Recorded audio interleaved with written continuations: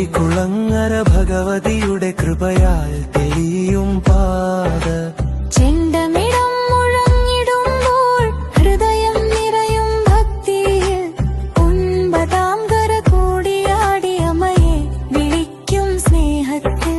ചരണം താരകങ്ങൾ ചിരിച്ചിടുമ്പോൾ തേന്മഴ പോലെ ദീപങ്ങൾ ആഞ്ഞിലിപ്രാവഴിയിലൂടെ അമ്മയുടെ മഹിമ പാടും ജനങ്ങൾ. കാറ്റും പൂവും ചേർന്നു പാടി ഭക്തിയുടെ ഗാനമാല. ഭഗവതിയുടെ തിരുനാമം മനസ്സിൽ തെളിയും ദീപമായി.